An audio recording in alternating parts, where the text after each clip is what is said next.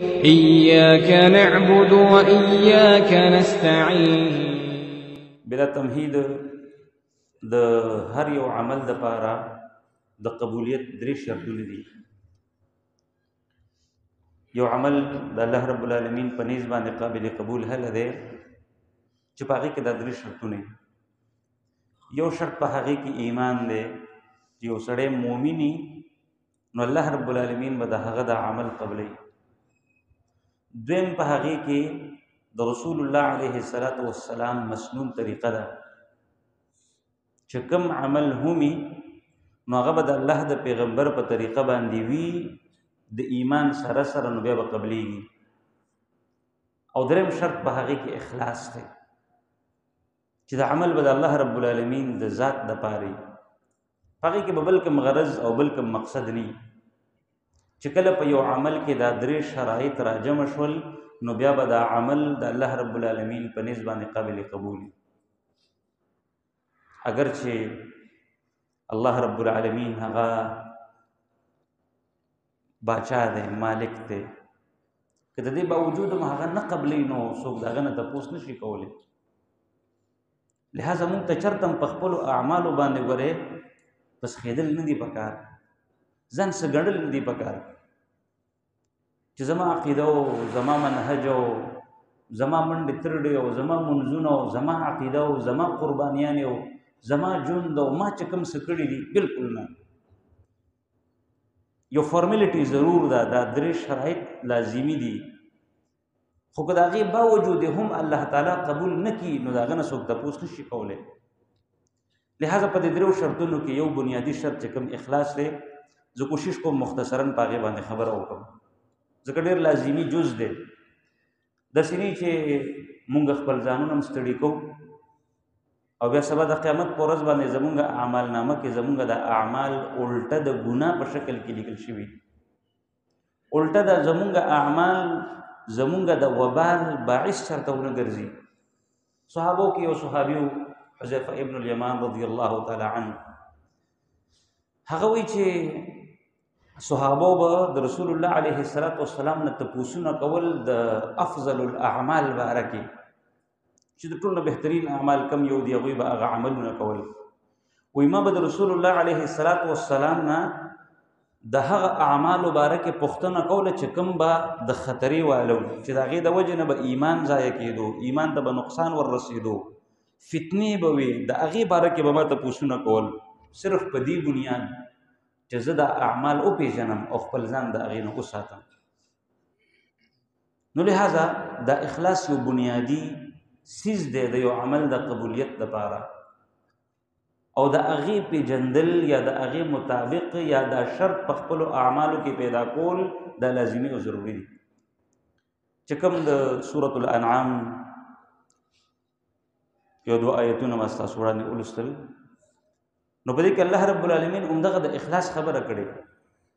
قل ای پیغمبره ته دې خلکو ته ووایه ان صلاتي و نسکي، زما منځ اور زما قربانی، و محیای و مماتی، اور زما ژوند او مرګ، دا ټول هر څه د الله رب العالمین دپاره دي. یعنی که زه منځ کوم نو هم بم صرف د الله د رضا دپاره وي، که زه قرباني کوم نو هم بم د الله د رضا دپاره وي. زما په دې ژوند کې چې څه اکټیویټیز راځي دا ټول تر دې چې زما دا مرګ به هم د الله د ذات دپاره وي. لا شریک له، د الله رب العالمین هېڅوک برخدار او حصهدار نشته دی. وبذلک امرت، د دې خبرې ما ته الله رب العالمین حکم کړی دی. وانا اول المسلمین، او زه د ټولو نه پهلنی منقاد کېدو تابعداري کولو والا یم د الله رب العالمین. زه به د الله رب العالمین خبره منم. نو معلومه دا شو چې د دې اخلاص باقاعده حکم دی. وبذلک امرت، ذالک اسم اشاره ده د دې مشار الیه، دا ژوند، دا مرګ، دا منځ، دا قربانی د چا دپاره؟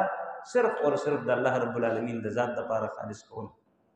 چې کله دا د الله دپاره نو بیا به قابل قبولی، او چې کله په دې کې نور اغراضو نور مقاصدو نو بیا به هغه اغراض او مقاصد خو شاید حاصل شي لیکن در رب العالمین په نسبت باندې به د اعمال زما د نجات باعث نه ګرځي.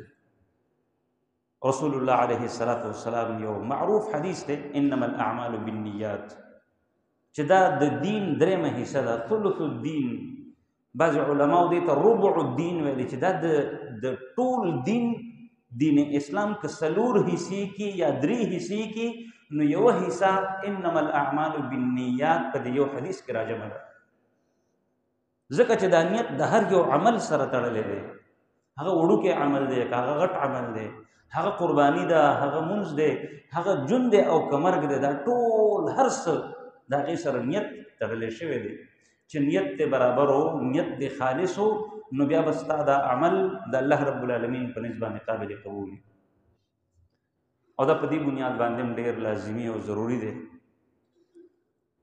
اعمالو کې اخلاص للهیت صرف د الله د رضا دپاره معروف حدیث دی د شفیع الاسبعي رحمه الله صحیح مسلم کې امام مسلم علیه الرحمه را نقل کړی دی یو پیر د شفیع د الله د نبی نه د ابو هريره رضی الله تعالی عنہ نه تپوس وکړو ابو هريره هغه حدیث راته بیان کا چې کوم حدیث تا په خپل غوږونو باندې د رسول الله مبارک نه اورېدلی دی ابو هريره رضی الله عنه ورته وایي محدث و چونکې ورته زه به تا ته همغه حدیث بیانوم چې کوم حدیث ما د رسول الله مبارک نه په خپلو غوږونو اورېدلی دومره خبره وکړه ابو هريره بېهوشه شو لږ وخت بعد بیا افاقه وشوه صحتمند شو هوش کې راغی بیا ترې نه تپوس کوي ابو هريره هغه حدیث راته بیان کړه چې کوم تا په خپلو غوږونو اورېدلی دی هغه ورته شفیع زه به تا ته همغه حدیث بیانوم چې کوم واقعتا ما د رسول الله نه په خپلو غوږونو اورېدلی دومره خبرې وکړه بیا بېهوشه شو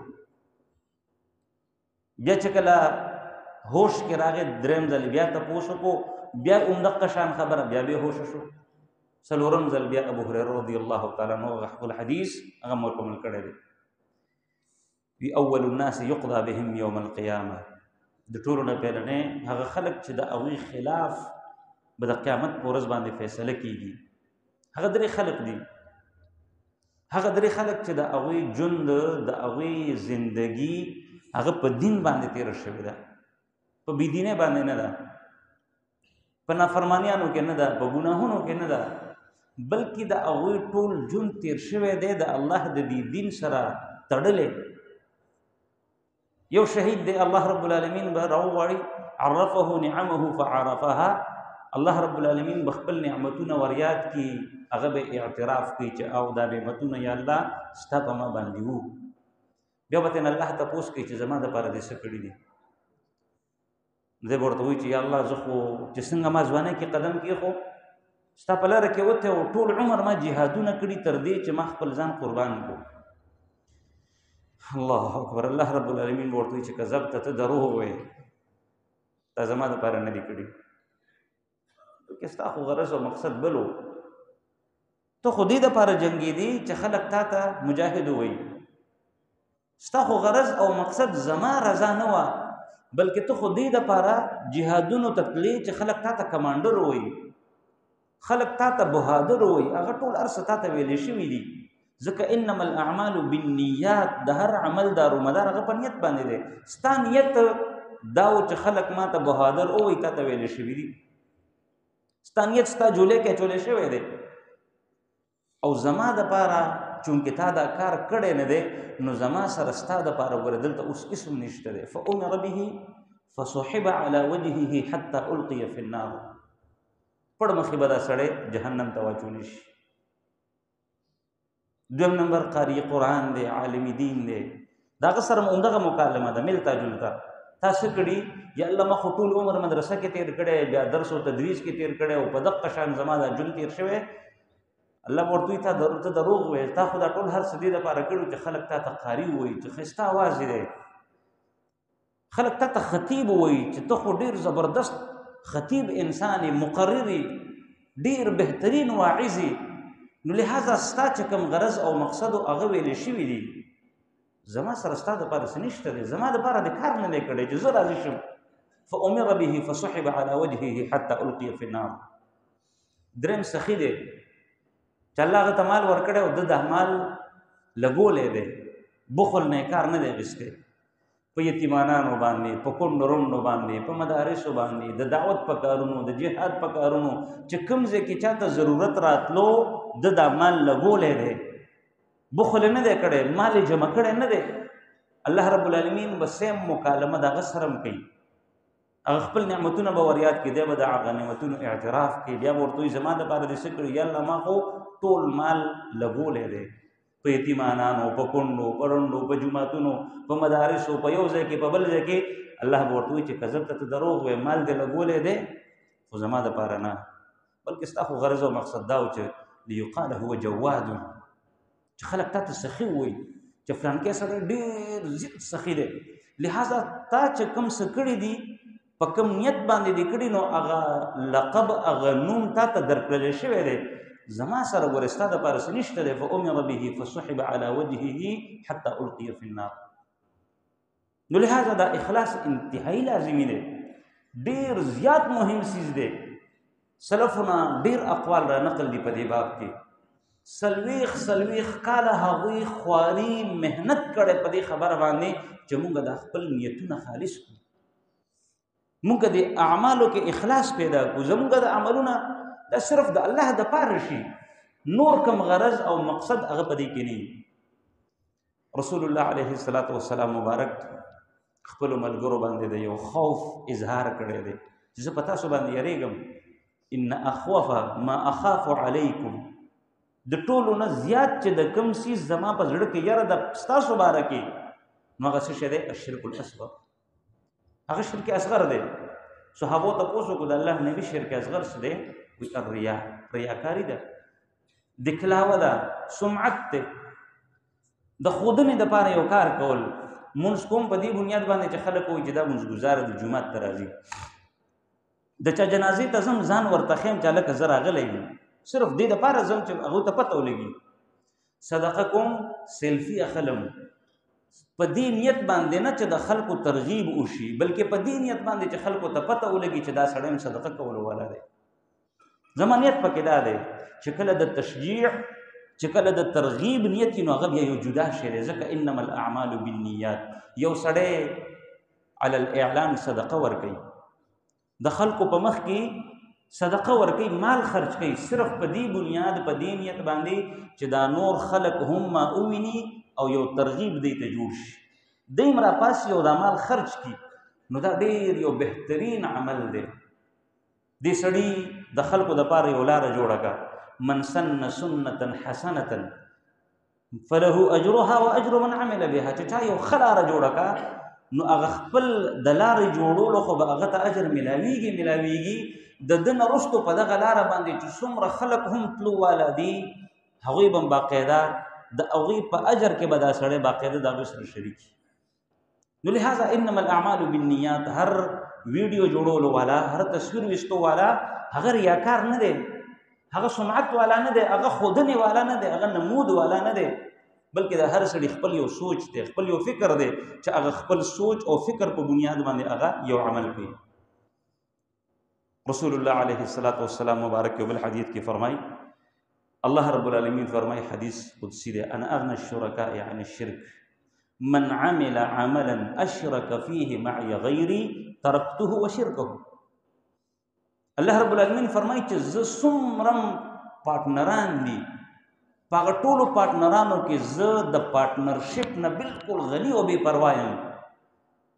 انا اغنى الشرکاء عن الشرك من عمل عملا اشرك فيه معي غیري ترکته وشرکه، چې چا یو داسې عمل وکړو چې په هغې کې هغه ما سره بل څوک شریک کو، پارټنر را سره جوړ کو، هغه خپل ځان دی، هغه خپل نمود دی، هغه ریاکاري ده، هغه سمعت دی، هغه خلکو ته اورول دي او کنه بل یو شخص دی. نو الله رب العالمین فرمایي ترکته وشرکه، زه هغه سړی هم پرېږدم، د هغه شرک هم ورپسې پرېږدم، داسې هېڅ یو څیز ماته پکار نه دی. نو لہذا د دې څیز نه خپل ځان ساتل دا ډېر زیات لازمي دي.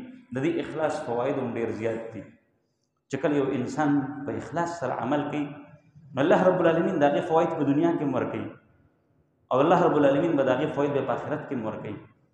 لکه بعضې روایاتو کې د اخلاص په بنیاد شوي اعمالو فواید معروف روایت دی، صحیح مسلم کې هم شته، صحیح بخاري کې هم شته دی. یو درې کسان روان دي په سفر باندې، باران راغی، هغوی یو غر دی، هغه غر کې یو غار دی، پاغي کې دننه وتل د هغه طوفان او د باران نه د بچ کېدو لپاره. طوفان ډیر زیات ته برن یو غټه ګټه رااله او د دې غار په دې خوله کې بالکل ودرېده او غار بالکل بند او په ژوند باندې دا غار د دې دریو کسانو قبر جوړېدو والو. هغوی ډېر کوشش کړی دی، سټرګل یې کړی دی چېرې مونږ دا کاڼې لږ وخوځو، لږ یې رستو کړو، مونږ ته څه ناڅه لار میلو شي، لږ اکسیجن راشي. خو بالکل هغوی په هغې کې ناکام وو. هغوی خپلو کې مشوره کړې ده یاره دلته کې به صرف یو څیز دی چې هغه زموږ په کار راځي، صرف یو څیز دی. لہذا تاسو سوچ وکئ چې تاسو په دې خپل ژوند کې په دې خپل عمر کې آیا داسې کم عمل کړی دی چې هغه خالصتاً د الله د رضا دپاره وي، په هغې کې بل کم غرض او مقصد د سره نه شریک اړوي نه. د یو سړی چې بالکل ما ته خپل یو عمل یاد دی. څه عمل دی؟ زه شپونکی وم، د الله نه سوال کوي، بیا هغه د اخلاص په بنیاد باندې شوی عمل الله رب العالمین ته وسیله کوي. یا الله وایي زه شپونکی وم، ما به خپلې ګډې هغه به مې سهار وویستې او ماښام به چې رالم د ټولو نه مخکې به ما پیرول وشل او ما به د ټولو نه مخکې خپل مور او پلار ته ورکول، د هغې نه وروسته به خپل بچو او ښځې ته به مې ورکول. زما دا یو روټین و او دا عمل ستا د رضا دپاره ما کوم. یو پیره زه ډېر لرې لاړم، چې کله واپس راغلم ناوخت و، مور پلار مې وده شوي وو، ما حسب عادت پی مې رول وشل او چې ومې کتل بچي مې ویښ دي، ښځه مې ویښه ده، مور پلار مې اوده شوي دي. اوس ادبا زه هغې راویښومه هم نه، ځکه چې ستړي دي او بخپلو بچو ته هغه زما چې کوم زوړ روټین را روان دی نو هغه روټین هم زه نه ختمول غواړم. زما بچي جاړي خو ما هغه پیالې لاس کې نیولې چې زما د دې مور او پلار د شپې په کومه حصه کې هم سترګې کولو شوې، دا پی به دوی ته مخکې ورکړم، د هغې نه وروسته به خپلو بچو ته ورکړم. بر الوالدین یو عظیم عمل دی. مور او پلار ته ترجیح ورکول، په خپل ځان باندې، په خپلو بچو باندې، په خپل ښځه باندې هغوی ته ترجیح ورکول، هغوی مخکې کول. هغوی تر سبا پورې راویښ نه شول او زه ټوله شپه همدغه شان ولاړم. چې کله سحر راویښ شول ما هغه پی هغوی ته پیش کړل، د هغې نه وروسته مې خپلې ښځې او بچو ته ورکړل. یا الله که دا عمل ما خالص ستا د رضا دپاره کړی نو فرج عنا. یا الله دا چې کوم مصیبت راغلی دی، دا قربه چې کومه راغلی ده، دا چې کوم آفت دی، د دې آفت نه مونږ ته نجات راکړه. دلته کې د سوال وکړو او الله رب العالمین فوراً هغه کاڼې لږ شاته کړو. د اخلاص په بنیاد باندې شوي عمل کې ډېر زوري، د هغې فواید او ثمرات هغه په دنیا کې سړي ته میلاویږي. الله رب العالمین د هغې نتایج ورکوي. د بل سړي هم دغه شان یو عمل مخې ته کېښودو، د درېیم سړي هم یو دغه شان عمل او دا درې واړه د هغه غار نه بهر ته راووتل او ژوند یې پیل شو. معروفه واقع ده، زه هغې طرف ته نه ځو. نو لہذا په اخلاص په بنیاد باندې چې کوم اعمال شوي په هغې کې الله رب العالمین ډېر غټ خیر یې خیر دی او د هغې ثمرات فواید هغه دنیا کې میلاویږي. رسول الله علیه الصلاة والسلام سنن نسائی کې امام نسائی علیه الرحمه یو حدیث را نقل کړی دی، ډېر ناشنا حدیث دی. د الله پیغمبر علیه الصلاة والسلام فرمایي چې ان الله ینصر هذه الامة بضعیفهم. الله رب العالمین د دې امت مدد کوي د چا په بنیاد؟ د کمزورو د وجې نه. چې کوم دا کمزوري خلک دي دا چې موږ ته څه نه ښکاري، زمونږ د نظر او د سوچ مطابق دا خلک ډېر شاته دي، دوی په څه نه پوهېږي، او زمونږ د دانست مطابق دا خلک ډېر ضعفاء القوم دي، د هغوی څه سټیټس نشته دی په ظاهره کې، نه د هغوی سره مال شته دی، نه د هغوی سره دنیاوي تعلیمونه شته دی، نه د هغوی حسب او نسب شته دی، ضعفا دي، کمزوري دي، خو د دې امت خلک دي. الله رب العالمین د دغه ضعفاو د وجې نه د دې امت مدد کوي. دا ټول امت چې قائم دی د دې کمزورو په بنیاد دی. ګورئ د هغوی یو درې اعمال دي، د هغه درېو اعمالو په بنیاد صرف د هغوی وجود کافي نه دی، بلکې درې اعمال دي بدعوتهم، د هغوی د دعاګانو د وجې نه. هغوی د الله رب العالمین نه دعاګانې کوي، رب العالمین د هغوی دعاګانې اوري. او د پښتو متل دی چې د غنمو د وجې نه نورو وښو ته هم اوبه میلاویږي. نن چې دا کم مالداره خلک ژوند تېروي که نه، نو دا یاد وساتئ دا د دې ضعفاو د دعاګانو په بنیاد باندې چې د هغوی په نظر کې دا کمزوري خلک هېڅ هم نه دي، د هغوی څه سټیټس نشته، څه ویلیو نشته، څه مقام مرتبه یې نشته دی، خو نن که هغوی خوري نن که هغوی ته جند نصیب دی نو دا د ضعفاو د وجې نه دی، د هغوی د دعاګانو د وجې نه، وصلاتهم د هغوی د منځونو د وجې نه، دریم و اخلاصهم د هغوی د اخلاص د وجې نه، چې د هغوی په اعمالو کې اخلاص وي، نمود نی، نمایش نی، ښودنه نی، ریاکاري نی، سمعت نی، صرف په دې بنیاد باندې چې زمونږ رب زمونږ نه راضي شي، کومه تمه نشته دی، کوم لالچ د هغوی په نظر کې نشته دی، چېرې د کوم یو لالچ په بنیاد باندې هغوی یو عمل کوي، داسې نه ده، بلکې صرف او صرف د اخلاص په بنیاد باندې هغوی لګیا دي، خپل سر یې ښکته کړی او د الله عبادت کوي، بندګیانې کوي. دا ډېر یو عظیم سرټیفیکیټ دی، یعنی مطلب دا شو که دا امت نن آباد دی، که د دې امت نن الله رب العالمین مدد کوي، نصرت یې کوي، نو هغه د ضعفاو د وجې نه او د ضعفاو د دې ډېرو اعمالو د وجې نه، یو دعا، یو منځ او دریم اخلاص. د دې اخلاص په بنیاد باندې دا امت قائم دی، لہذا دا ډېره مهمه خبره ده، او دا د اخلاص د ثمراتو نه، د هغې د فوایدو نه یو عظیمه فایده ده چې یو سړي ته ژوند نصیب کېږي، یو سړی ژوندی دی، هغه ته الله رب العالمین رزق ورکوي، رب العالمین صرف هغه ته نه بلکې د هغه د وجې نه نورو خلکو ته هم ورکوي.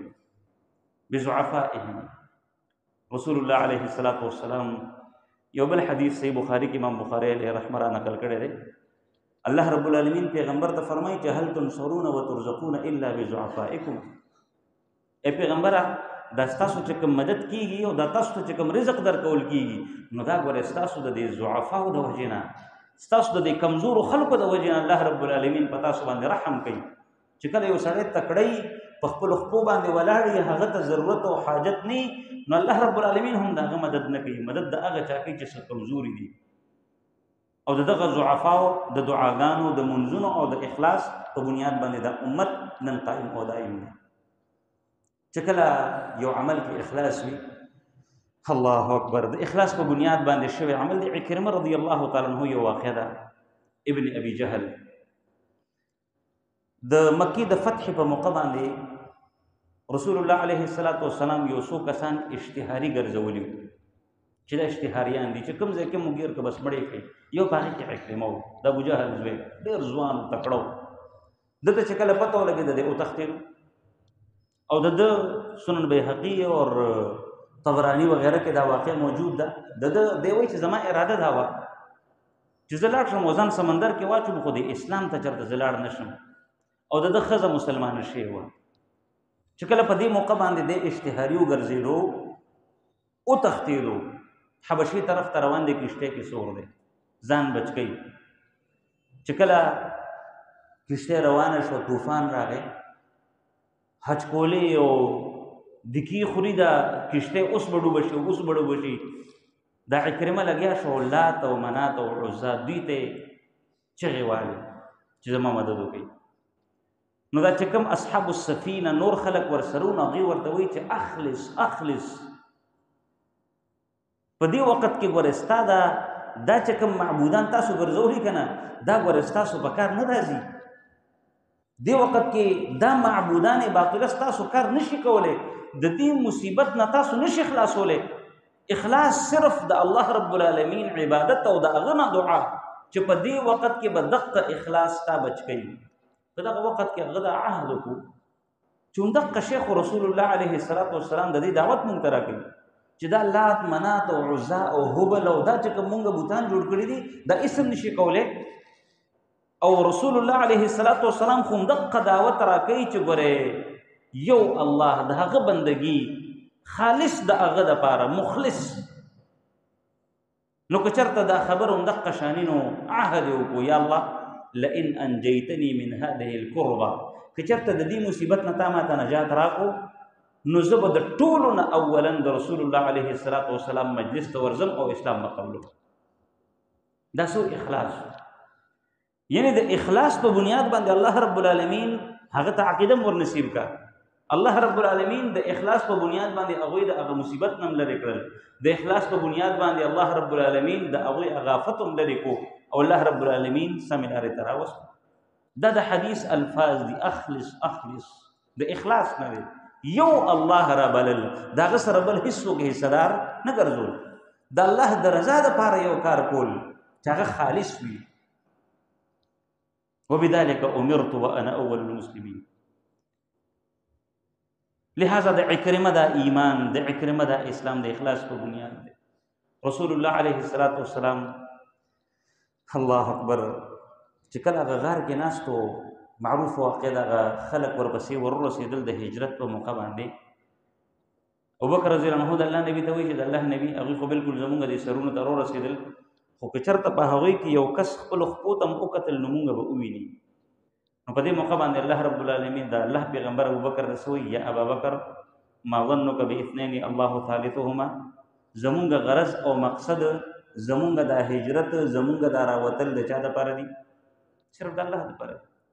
د الله د وجې نه مونږ دا هجرت کوو، او الله رب العالمین د پاره چې هر کله مونږ دا قرباني ورکړه نو بیا به رب العالمین مونږ ضایع کوي نه. اخلاص ته، للهیت ته. معروف واقع د ام اسماعیل علیه الصلاۃ والسلام چې کله ابراهیم علیه الصلاۃ والسلام د الله په حکم باندې هاجره او د هغې زوی اسماعیل علیهم السلام یو دشت یو بیابان کې پرېښودل، واپس را روان شو. هاجره ورته آواز کړي علیه السلام ابراهیم مونږ چاته پرېږدي؟ आवाज نه ورکو. دوباره आवाज ورکي چاته مو پرېږدي؟ جواب نه ورکي. الله امرک بهذا، الله درته ویلي دي. وی او الله راته ویلي دي. د الله دپاره زه دا کار کوم، د الله په حکم باندې دا کار کوم. په دغه موقع باندې بیا ام اسماعیل یو خبره کړې وه، اذا لا یضیعنا، الله تعالی به بیا مونږ ضایع کوي نه. ضایع شول. څوک هم نو غیر ذی زرع، ګیاګان هم نه وي، واښه هم نه و، بوټي هم نه و، ونې هم هېڅ هم نه و، نه اوبه شته، نه بني آدم شته، نه انسان، هېڅ هم نشته دی. لږې شان کجوري دي، لږې شان اوبه دي چې هغه په ظاهره کې د 2-3 ورځو توخه ده. همدغه شان وشوه چې 2-3 ورځې تېرې شوې، کجورې هم ختمې شوې، اوبه هم ختمې شوې، هېڅ هم نشته. خو د اخلاص په بنیاد باندې اوچت کړی شوی قدم دی. الله اکبر. نن هم چې څوک حج یا عمرې ته لاړ شي، دا د اخلاص فواید دي، دا د اخلاص ثمرات دي چې کله د الله رب العالمین د ذات دپاره یو څوک یو قدم اوچت کړي، رب العالمین هغې کې په دنیا کې هم برکت اچوي او په آخرت کې هم برکت اچوي. چې نن هم څوک حج یا عمرې ته لاړ شي، د صفا او د مروه په مابین کې دا منډې دا اوه چکرې چې کومې دي، د دې الله تعالی ته څه ضرورت دی؟ دا صرف هغه یو یقین دی چې الله تعالی به مونږ ضایع کوي نه، الله تعالی هغوی ژوندي وساتل. هغه ادا، هغه منډې، هغه دومره د الله رب العالمین خوښې شوې چې تر اوسه پورې هغه د عمرې باقاعده پراپرلی یو حصه ده، د هغې نه غیر عمره نه کېږي. یو سړی حج کوي، حج تمتع یا مطلب طواف، د هغې نه وروسته بیا د صفا مروه په مابین کې دا سعی، دا لازم یو جز دی. څه شی دی؟ اخلاص دی. د اخلاص په بنیاد باندې اوچت کړی شوی قدم دی. اذا لا یضیعنا، الله تعالی به مونږ ضایع کوي نه. مریم بیبي واقعه ده، قرآن کې الله رب العالمین دا نقل کړی، آل عمران کې. زکریا علیه السلام د هغوی کفیل و، ټول هر څه خوراک څښاک به هغې راوړل. یو پېره ورغی چې ویې کتل خوراک څښاک او میوې مخې ته پرتې دي. کفیل زه یم، ذمواري زما ده، دا خوراک چا راوړی دی؟ انا لک هذا قالت هو من عند الله، د الله د طرف نه دی، الله را کړی دی. یعنی چې کله اخلاص نو بیا رب العالمین داسې واقعات او ناشنا ترتیباتو سره خپلو بندګانو ته رزق هم ورکوي. د خپلو بندګانو هغه نوم چې هغه خپل نوم دباول غواړي، الله رب العالمین هغوی ته رفعت ورکوي.